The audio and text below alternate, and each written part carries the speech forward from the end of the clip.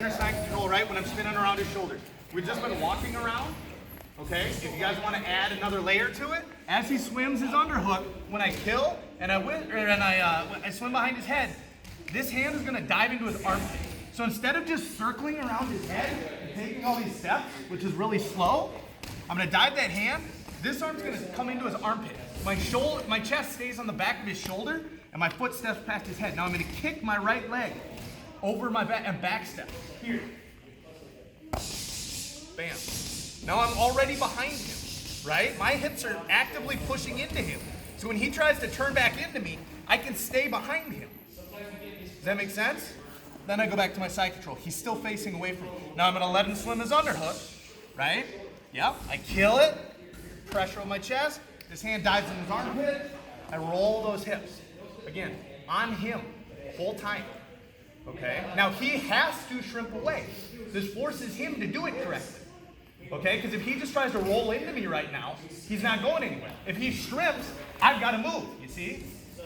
So not only am I getting to practice my offense and my counters, he's practicing his defense. Does that make sense?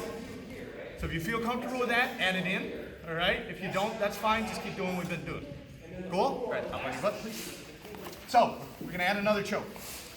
I did my one arm rear naked choke, bam, right, tuck my fist here, cast the lapel off, pull it straight down for my necktie choke. Now, if my hand can't get deep enough, and all I can do is grab his deep, right, but I'm not ever going to be able to pull hard enough here, right, and stay on his back. Or maybe I was trying to tuck this in and he grabbed my wrist, right, started pulling my hand down, he's too strong for me. I couldn't get in there deep enough, fine. I'm just going to grab where it is, okay, step on his hip, pop my foot across his hip. Now this free hand, instead of grabbing his wrist or his collar, is going to grab his knee, and I'm just going to shrimp myself away, right, from my bow and arrow. Let him fall into the gap I just created, then I pull my elbows back to my back. Okay?